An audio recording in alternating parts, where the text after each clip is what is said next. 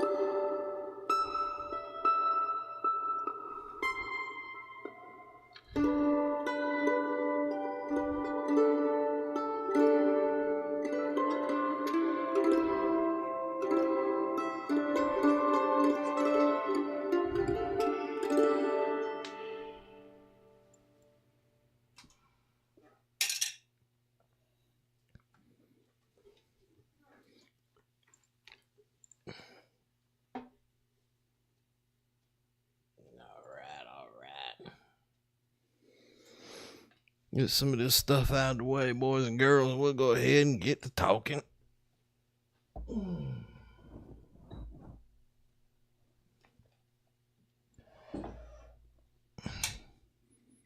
Hope everybody's had a wonderful week. Get myself organized here. All right. Hello, everybody, and welcome back. This is a Raven County Rag, a weekly show we do every Thursday night. Every Thursday night. Let me shrink some. I'm trying to get myself in order. We do this every Thursday night from 6 p.m. to 7 p.m. until further notice. How we got our name? Raven County Rag. The old ham radio operators used to call it a rag chewing, old-fashioned rag chewing. I got to come out of this jacket. It was a little cool down here in the man cave when I got started, so let me get out of this thing here. Whew, man. I come down here, it's in the basement. The basement is mine. Nobody else can share it. Let me look here. This got to shrink down just. All right. Hope everybody's doing fine and dandy. Uh-oh. Y'all bear with me trying to get my notes in order. Here we are. I'm not sure what episode this is. I guess I need to start numbering the episodes. It's probably episode 9 or 10, something like that. Then doing it, and I don't know if I've had any views or not. I don't even check. The only time I look to see if I'm having any viewers is when I'm live. Other than that, I don't even go back and look at the darn. Well, I take that back. I normally go back after the recording and check the quality of it and see how it sounded and what I need to do and improve. And you know what? I forgot to improve something. I got this big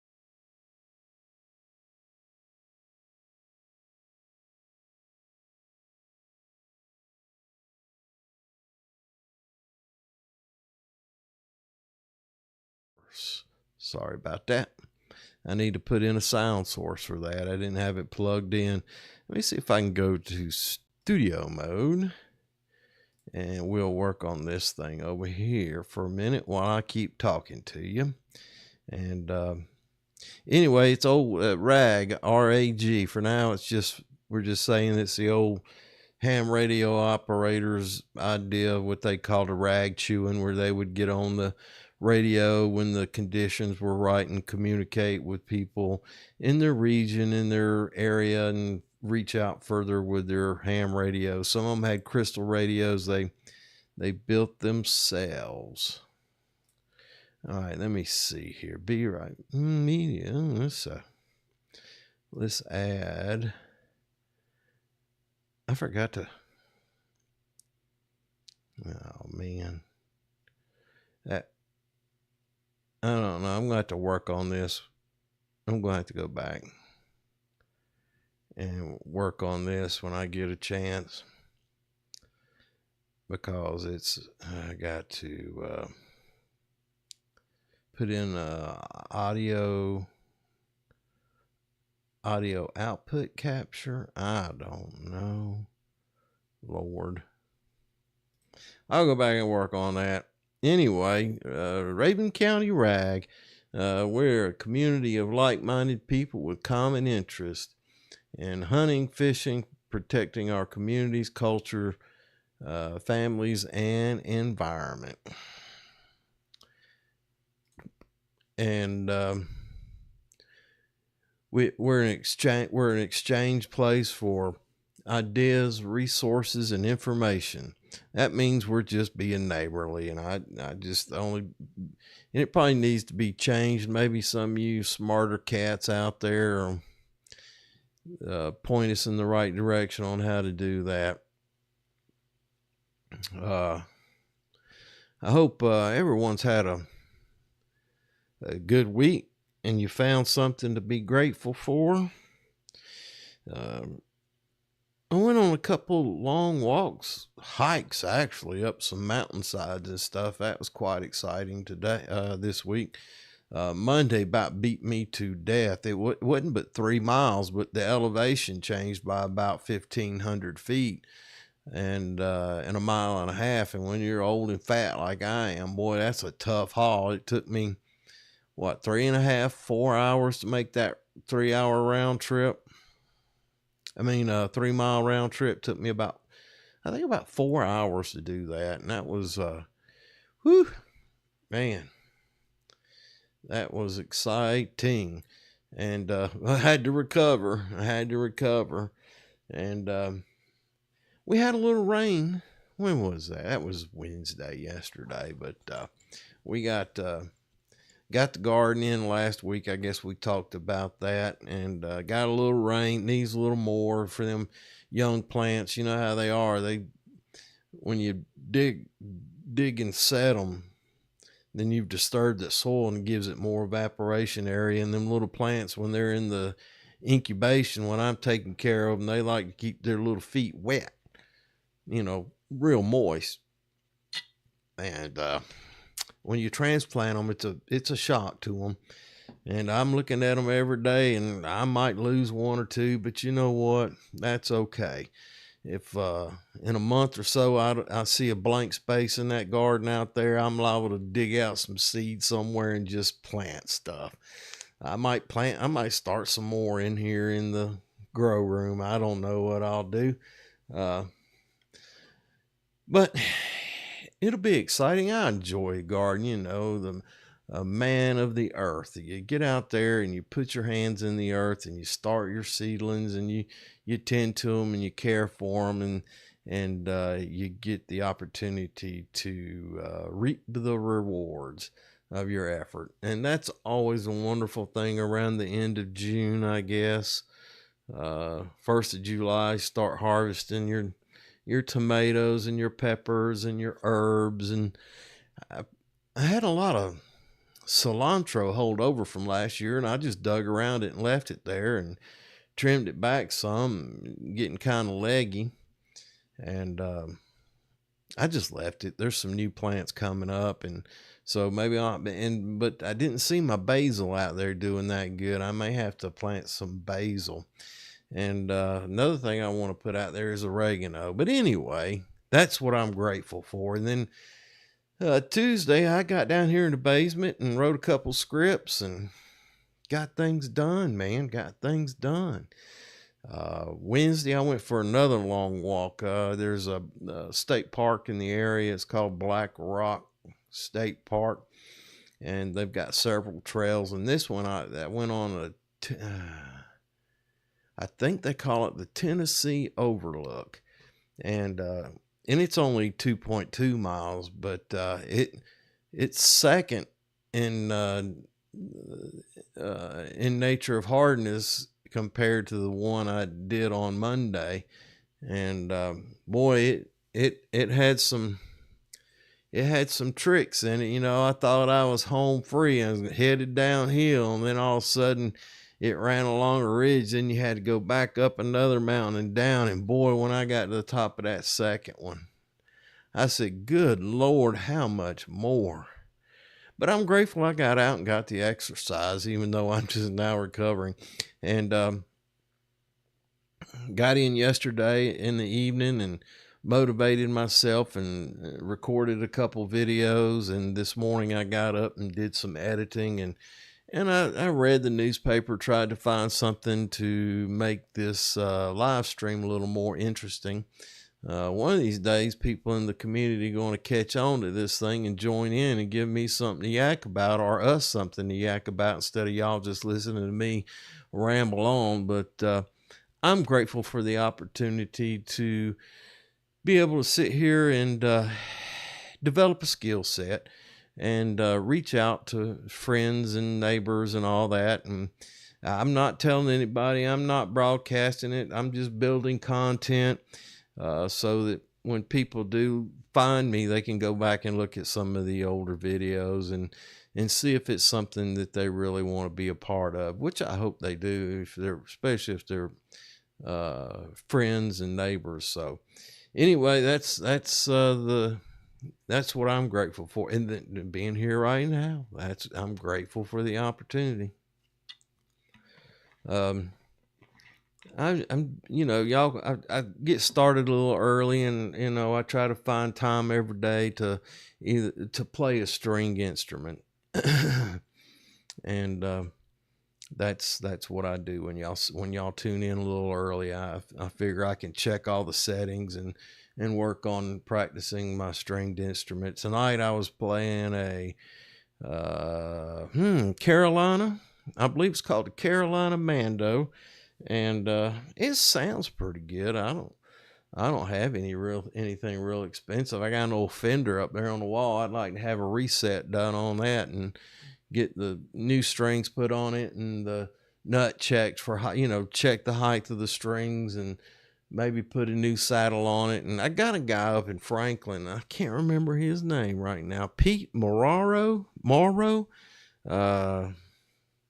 He's up in Franklin. I've sent a couple things to him already. He seems to do a good job, and he's a personable guy. I like dealing with him. So, and it's aggravating as heck to me to change out a set of strings, and I don't know how to set that instrument just right, because that bridge on those mandolins will move back and forth on the face of the mando. So you got to get your intonations correct on all your strings if you want to play some hot leads and stuff like that. And I can about do it, but it's never as good as somebody who's done hundreds of them or built a mando or two in his time. So I'd like to take it to Pete, and I get a chance to have a conversation with him, catch up with him, whatever. But anyway, I think the bears are finally, we're not getting any fruits and berries yet, so them bears are still hungry. They're probably digging around, eating whatever they can. Saw old squirrel low crawling across the garden the other day. Started getting the old BB gun out and bruise him on the butt, but I said, nah, because what he's really digging for is when I till that garden, this year I'm no-till, but it's got some acorn tree overhang on that northwest corner, and it drops acorns in there. And I was out there the other day, and I noticed there's several oak seedlings in there, and I know them rascals is wanting to get them old sprouts and eat them. They spend all fall burying them things and all spring digging them up, and I figured out that's probably what he was doing. So I didn't see him eating any plants. I have seen him low crawl out of there with a tomato in them jaws once or twice. So, and my wife said, "What are you gonna do?" She said, "You gonna shoot him?" I said, "No."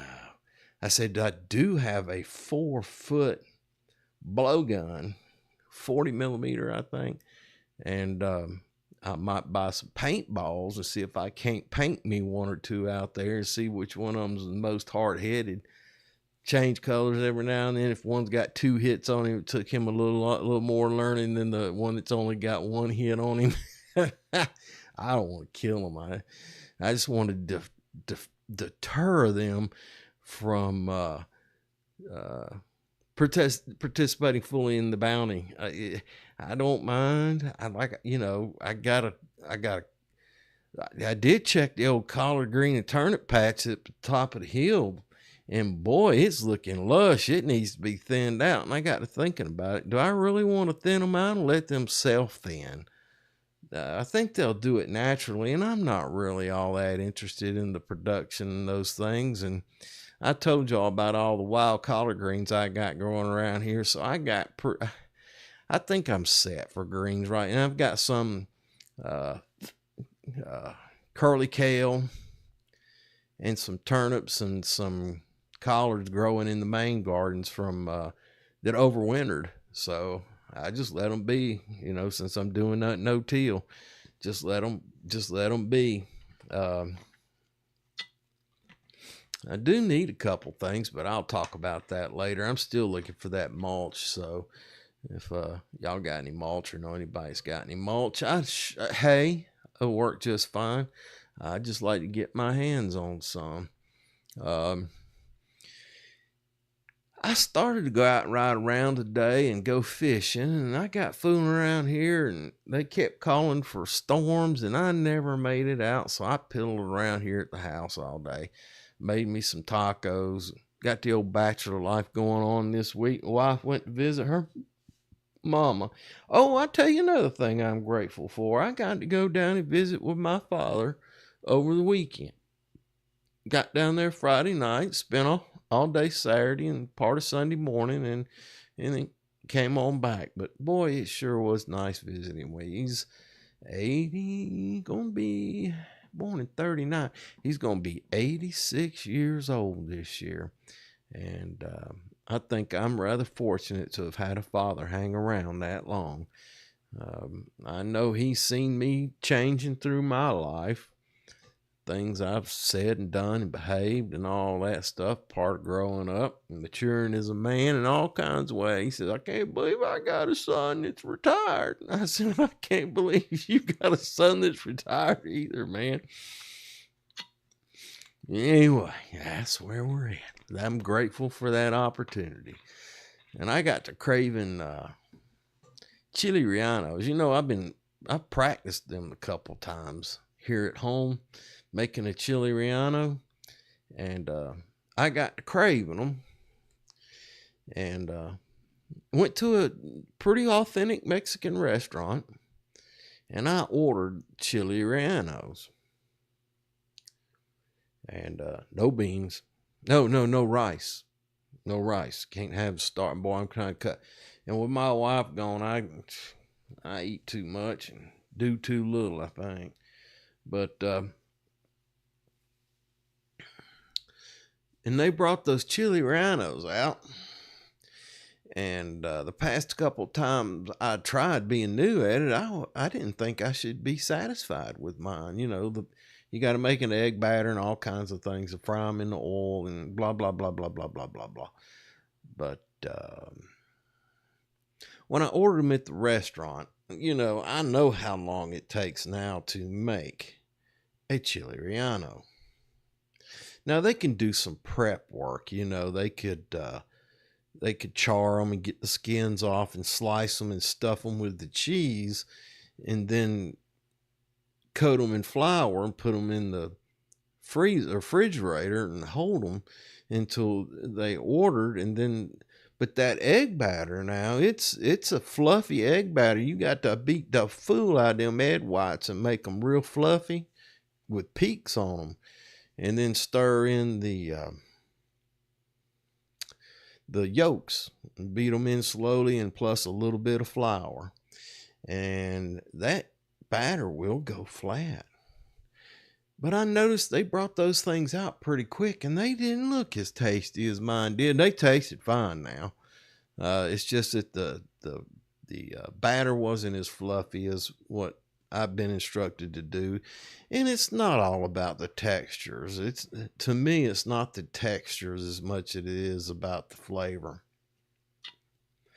And when you think about, I've been watching these old boys on the YouTube, called them Route 9, but I think it's Ruta Nueve is their Spanish name, and they speak Spanish. And thankfully, thank you, YouTube, it has a translate where you can go into the settings and translate it from one language into another. So I translated it into English. Now I was doing it live time, and there's some mistakes, I guess you would call them, or it doesn't do a good job. It doesn't translate some things because they're speaking slang or they're speaking something. But I watch them in Spanish. I listen to them in Spanish and read them in English. So I'm slowly but surely picking up more Spanish because I got a lot of buddies in the Latino community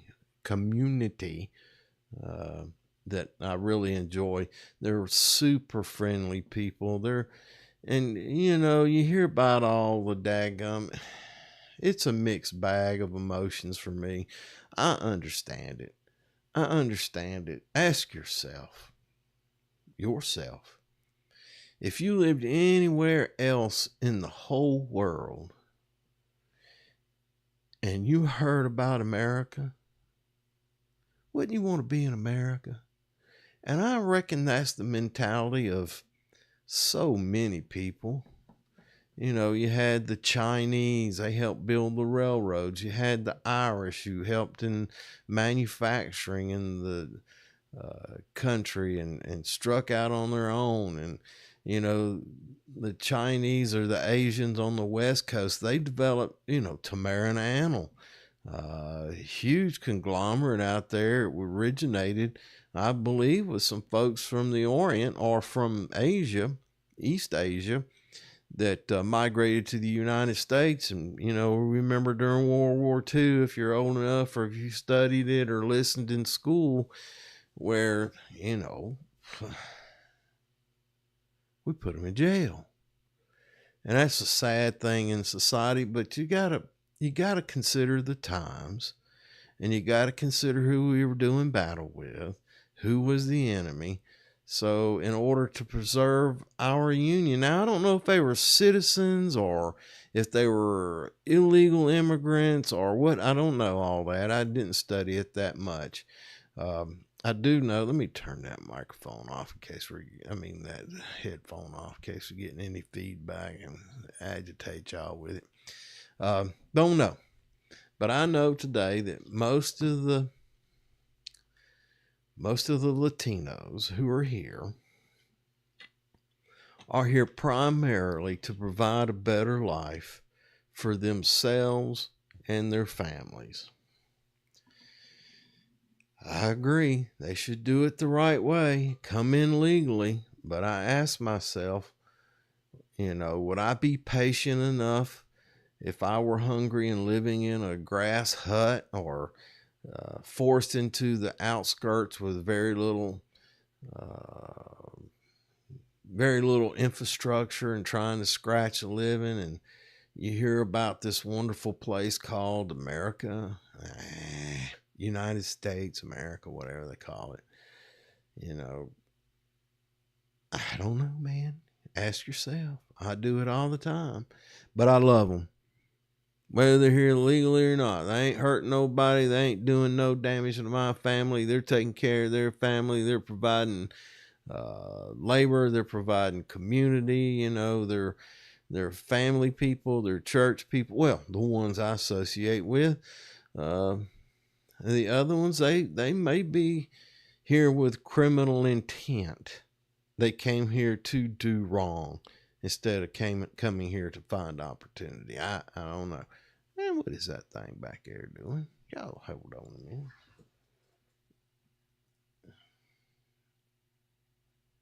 I'm always trying to learn this stuff, and doggone it, I just don't know what to do half the time. I'm getting better, I think. Y'all let me know if somebody flips by, catches me on the scroll and see a old fat guy sitting there making conversation. Just stop by for a minute. Y'all let me know how it sounds and how it looks, and you're more than welcome to watch it as long as you want. And you can please give me a comment. Give me a thumbs up. I'd like to see that too. At least some type of reply or interaction. Like I said, I haven't advertised. I mean, I was in the barbershop today. How look. Brandon, thank you, man. And I could have said something to them guys. I could say something to my brother. I didn't even told my wife about this channel, I don't think. She knows I'm down here doing stuff. She watches some of my other videos. But this is a channel where I do a live stream, and I do one more live stream too. 5 o'clock in the morning on Monday morning. Can you imagine that? I got to hustle to make that one. Now, I normally get up at 4:30, but to hustle down here and make my coffee, got to have the coffee, and get set up and get going at 5 o'clock to motivate some guys to get out there and do their work and to be safe about it and all that, do a little education, a little entertaining. That one's a pull, but I'm out there. So if you're driving, you got somewhere to go and you tired of listening to all the darn commercials and all that. Well, now I know YouTube pumps full. I ain't making nothing on it, but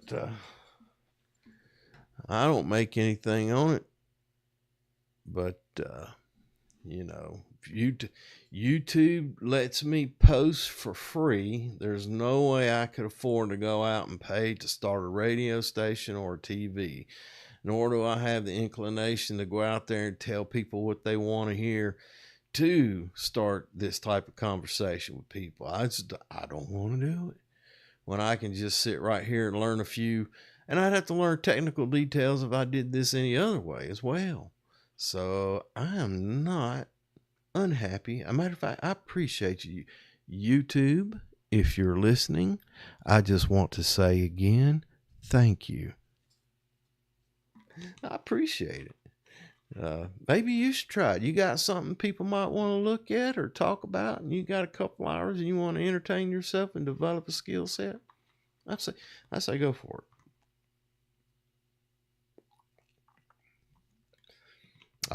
Anybody do any?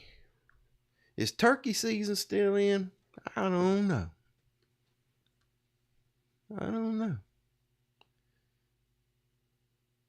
Let's see if I can find it on the Google.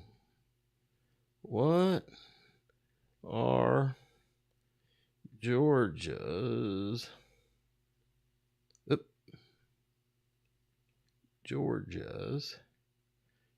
turkey hunting season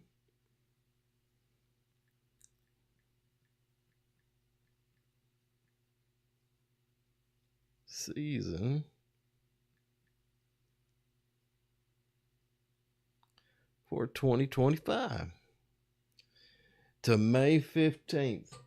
All right, boys.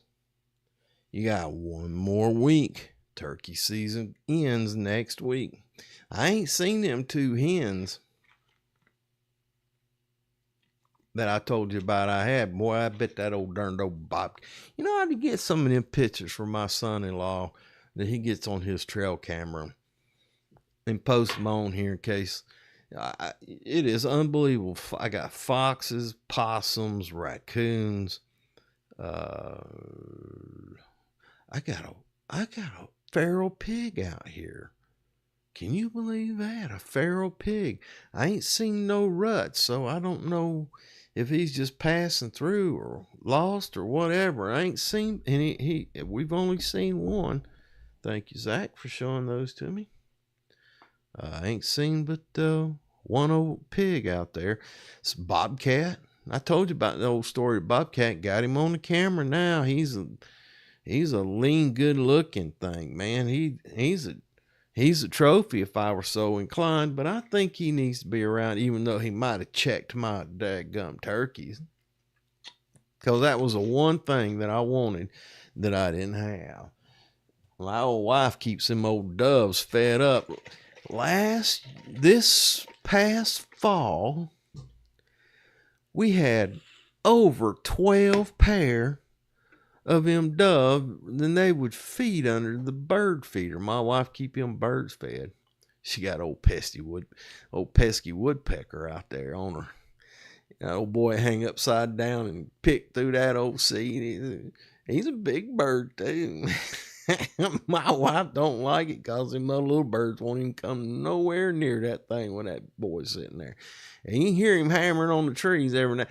I think it's his mom and daddy who you hear hammering on the trees out there, because them old boys, it sounds like a drum in Africa or something. I bet you can hear that thing all the way down at the bottom of the hill, I am sure. Down at the highway even. But when I did go for a walk this week on both days, I could hear them old hens out there, them old turkeys out there in the woods. You know, you just walking along and you start hearing them all the birds, the woodpeckers, the hawks, you hear them all, man. You know what got me this time though? I'm walking the trail and I hear something and I look up, see if there's a deer or something running through the woods or a bear. Curious or whatever, just you got to be aware. and a darn little old chipmunk ran up on the end of a tree stump as I was walking by, and I caught something, and I thought it was coming at me, and it looked at me and scurried back off. That little devil got me. I would walk and be like old Johnny Appleseed or something, walk the trail with a pocket full of bird seed and feed. Nah, you can't do that, man. I guess you could say, last week I talked about that, about, not overfeeding them because it makes them overproduce, and you got them going hungry and freezing to death over the winter. And I don't know, but it'd be kind of cool. I thought about putting some apples in the old truck when I drive up and down the driveway. Them old does standing on the side of the road looking at me. They're getting to be more and more curious and less afraid. I bet if I had an apple in my truck and quartered that thing up, it would stand there and talk to them and pitch out apple pieces to them. I mentioned they're like dogs, I think. They hear a particular truck, they know. You seen the ears on them? You tell me they can't determine one truck from another? One human voice from another? When they're avoiding predators all the time, I think they're pretty well attuned to things going on around them and how it sounds. My wife's got a darn old bunch of crows around here now. They ain't getting close, but they don't fly off like they used to. They're now where they'll test their courage, and you can get a little closer. And I don't run up on them or nothing. I'll just keep doing my business. I ain't stopping what I'm doing for a dang crow. And so I think they're recognizing that. Same way with the rest of the stuff. Them old masked bandits, old raccoons, you see them footprints everywhere on my pickup. Well, I never wash it, so I see footprints on the pickup truck where they're climbing in the back, in the pollen out there on the deck. You can walk out there in the morning, you'll see possum and raccoon footprints out there. And we got some rabbits, and I think for years I only saw one, and lately I've been seeing a bunch. Probably down there eating my old ginseng, probably what they're doing. Getting all mellowed out, making babies on that old ginseng. Hey, what's going on, girlfriend? But I saw a whole daggum slew. I was driving down the driveway. It was right at daylight. And one was running parallel to the truck. And then it ran into some rhododendron cover. And I said, okay, I got another rabbit down here. But then about 4 more went in right behind it. And I was like, doggone.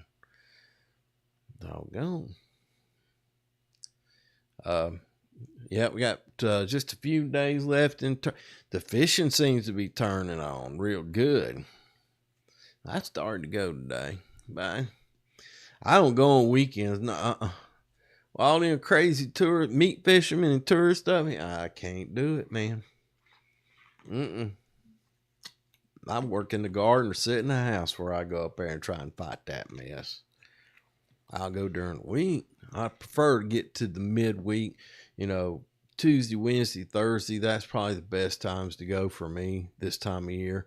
Even though there's a lot more different kinds of bait, the fishing ain't near as tough during the springtime and the summer as it is during the winter, because it's hard to predict,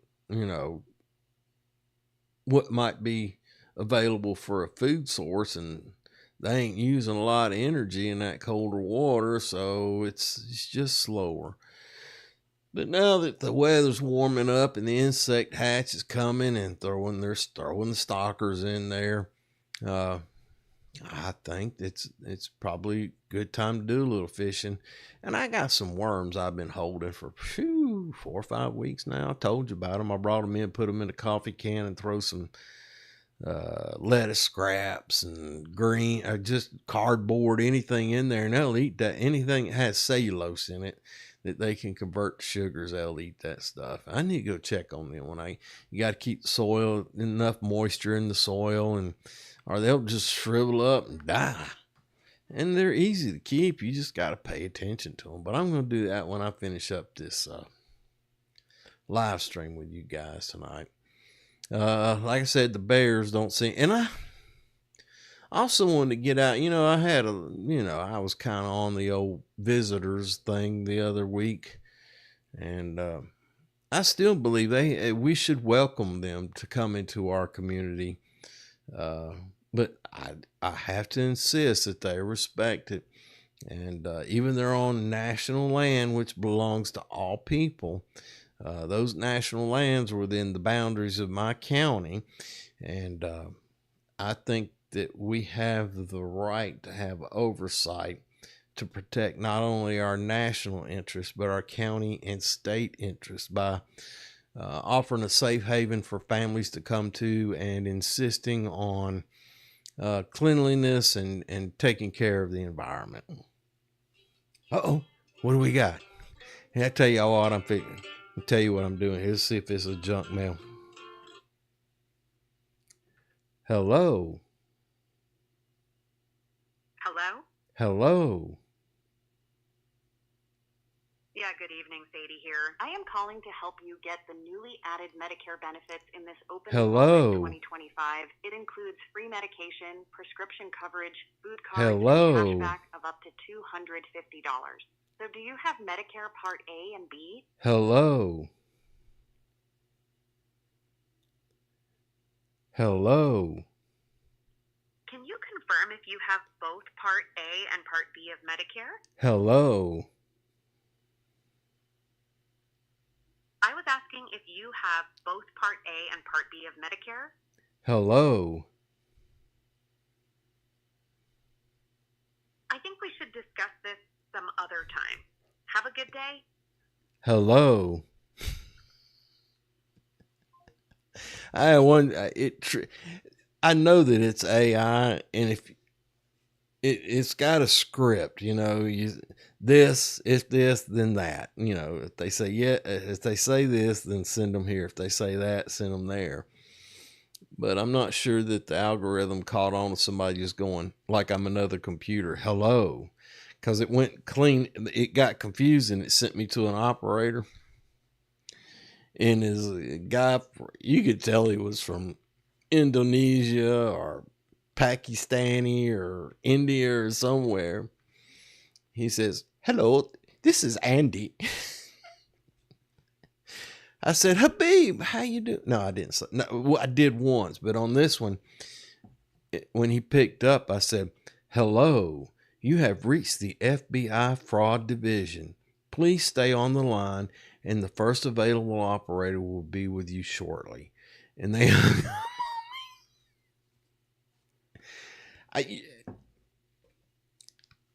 I don't know if it discourages them or encourages them. But today I had one. Oh, man. I've had 1, 2, 3, 4, 5, 6. That's not counting my wife. 6 of those calls like that today. Makes me wonder. I don't know if I talked about that before or not. I wonder how they get information, whether I'm on Part A and B, with Medicare or whatever it is. I wonder how they got that number. We've talked about that before. Probably some. I guess I said that before about Elon getting on that, getting his boys looking into people who sold those numbers and that info, because it's been breached several times. They say it's been breached. It's hard to believe anything coming out of anybody's mouth that they live in the Washington area. You know what I mean? It's just hard to believe anything that comes out of there now. They have developed so much suspicion. We we all knew it for years and years. We knew it. We've always suspected it. And somebody has said it out loud finally. And somebody has said, hey, that ain't right. I don't care what part of you are. Somebody said something the other day about free lunches. I believe in helping people. But the person made a perfectly valid statement. If it's free to you, somebody else is having to pay for it. And so that, man, I hate. And when you uncover the corruption, if it's the size they say it is, man, these poor old moms and dads out here struggling along, trying to raise kids. Hell, I imagine half of them get divorced so they can get dadgum benefits, and then they still live together raising the kids as a family. What was that movie? Adam Sandler did one like that. There's two dudes that got married and lived together. That way they get on the insurance and all that stuff. I don't know. It's all confusing to me. And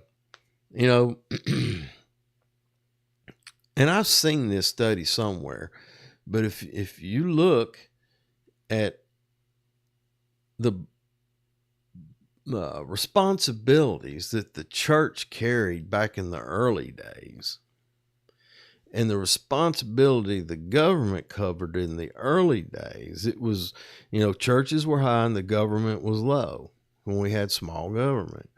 Well, when FDR started this taxing program, they started moving this way. Like that. They crossed over. They switched positions. And it gets me thinking, have they done that communist thing? I guess that's this political system I'm talking about, where they have us now, instead of depending on God and our faith and then putting it as a dependency on them. That ain't right. Look where we got us, man.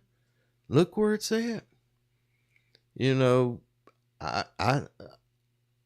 If everybody went to church and everybody weren't working like rats on a treadmill, always going. And maybe everybody does it. Maybe I'm unrealistic. But these children are not getting the playtime that they need to be little boys and little girls, especially little boys. Them little devils, you got to keep them run down. You got to keep they're like lithium ion batteries. You got to run them down till they're almost petered out to 20%, and then plug them in and they get charged back up in a hurry and ready to go again. Little girls are a little more steady. They're like a 12-volt system. Lead acid battery. They'll go real long time, and they doing different things. They ain't putting out as much energy because they're naturally, well, they are, but in a different kind of way, I guess. I'm not trying to I'm just think there's differences. That's all I'm trying to say. In my experiences with little girls, that they'll spend time making themselves pretty and girly, following in their mother's ways. And that's what they do. And little boys, boy, they go. I got that grandboy. that son of a gun is wide open all the time. I guess I told you about me walking him home. He fell on that stone and bruised his little butt. I asked him last week if he wanted me to walk him home. He said no.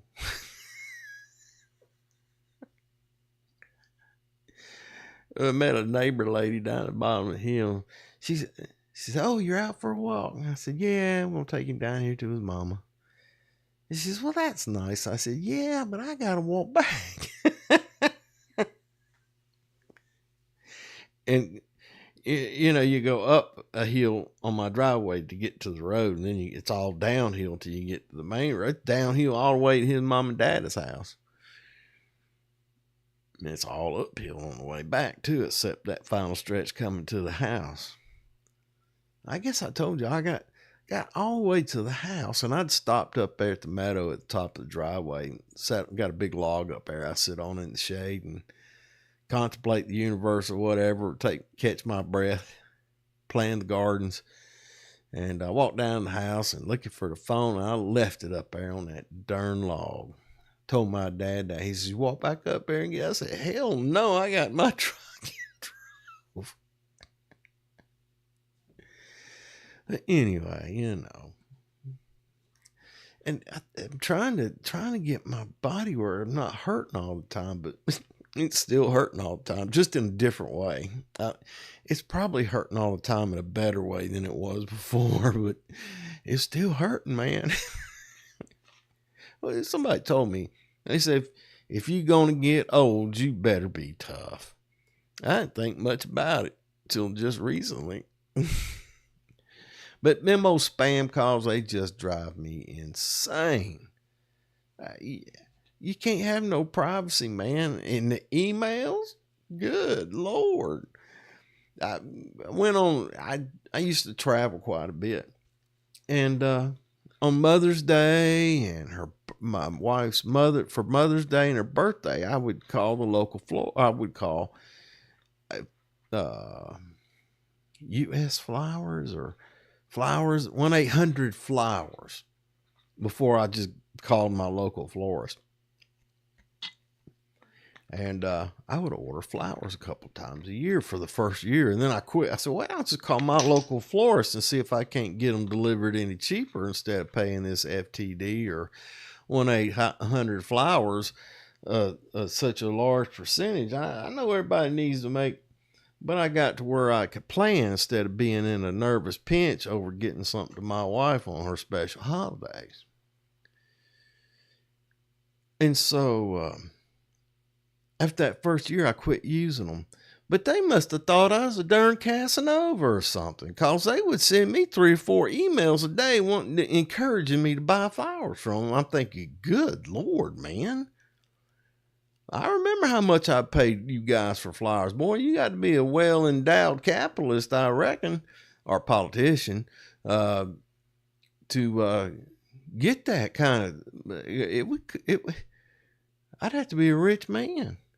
But they thought I was Casanova. Boy, they was prompting me on... I think they made up days you supposed to buy flowers, to be honest with you. I'm not 100% sure, but I started to feel that way.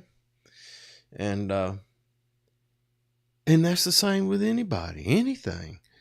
I had an antivirus and Windows Defender, so I'm paying double. So I let the other one last, told them cancel.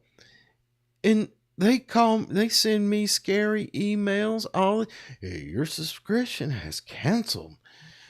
Then they send, today you can get 50%. And I've kept them because I wanted to count how many emails I would get from this company every day. And here's my platform to talk about it. Darn old fools.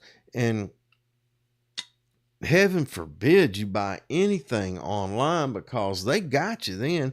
Hell, Amazon is sending me stuff all the time trying to prompt me into buying stuff. That's that consumer disease that we got in this country. Dadgummit. I got 10 minutes left and I was going to cover a couple.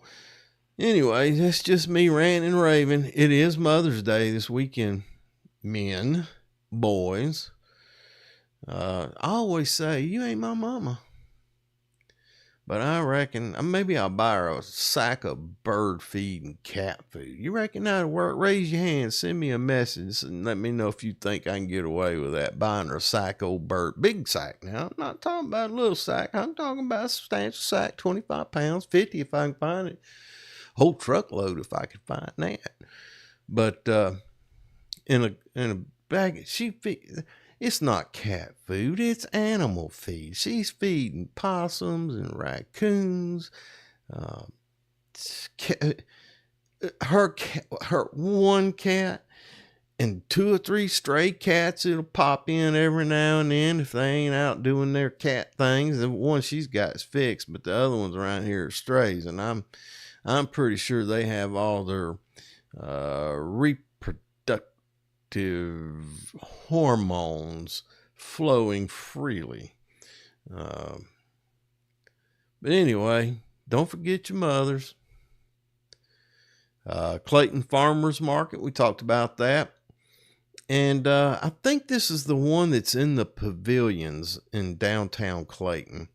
But we do have the indoor flea market here in Clayton. I don't go to that one much. It's just they're catering to people that a step above which I wish to associate with. And there's nothing wrong with them.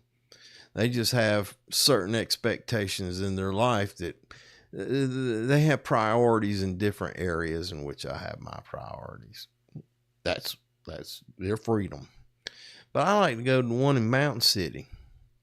Man, you can find some deals. You got real craftsmen up there. I bought this old Carolina mandolin up there at the flea market. I thought it was a value, and I bought it. And I bought some coinage and trinkets and things like that. And I bought, some other stuff too that I thought some hammers and some garden implements and things like that. Just something nobody took care of. I bring it home and clean them up. But anyway, there's several markets in Raven County. So support your local vendors, support your small businesses too. And then there's another one. It's called Of These Mountains Spring Market, and that's this weekend, 10 May at the Clayton Pavilion. That's down there by the police station, I think, in the big turn right. And I think that's public housing they put in there. I don't know, but it looks like public housing, and I bet you there's government money in that. All kinds of crazy things. Armed Forces Day is the 17th of May. They're having a parade in Clayton. I believe it starts in Dillard and goes through Clayton and then on down to Tiger. So be thankful for the guys who've served and protect your freedoms. Man, you talking about, they're out there they're young men and they're full of vim and vigor, and they can get out there and do that stuff. And I appreciate it, because, man, I'd be miserable. I'd be a grumpy old son of a gun, man. Them young boys wouldn't come near. I'd be a kitchen cook. I'd be peeling potatoes. Get the hell out of here. I'm peeling potatoes. That's my job. That's all I'm going to do is peel these dang potatoes. But, hey, who is it that said an army marches on its stomach? So I guess they need a potato peeler is just as important as a rifleman. If you disagree, send me a comment. Tell me you think I'm wrong. They all important. I just know where I would be in that hierarchy. As I tell my wife, I know where I'm at on the totem pole. She looks at me like I got a third eye. That's an interesting concept. The one of highest honor is at the bottom of the totem pole. He is holding up the weight of all those above him. He came before those that are highly honored. So, interesting concept. And here's something for you guys that got some youngins out there, or moms, if you're a single mom. You got some young boys or girls. There's beginning archery. Not this weekend, but next weekend, 17 May, at the Jane Hurt Yarn Center at the Tallulah Falls State Park. That's a nice center down there. You should get, if you get a chance, go check it out. Even if you are local, man, you need to go check on them, make sure they taking care of your stuff. But anyway, it's a beginning archery. And I think the qualifications are the person must be able to hold back 11 pounds. So check that out. That'd be a great opportunity. Mother-son day, father-daughter day, family day. Go down there and just take archery lessons together. It might be a new backyard activity for the kids. That reminds me, you know what I found in a bucket out here on the deck, on my little concrete area outside the shop? A bucket. I know everybody's got buckets, but in that bucket was a horseshoe set. And I'm thinking I'm going to put them horseshoes back up. And in the evenings in the summer, instead of thinking about going in the house, pitching some horseshoes till about 7, 8 o'clock maybe. And then invite some friends over, maybe have some beverages. I don't drink, but I don't mind if others do. I just don't. Maybe some cookout, have a little hot dog on the old fire pit. That's what I think I'm going to do. Yes, sir. Yes, ma'am. That's what I'm going to do.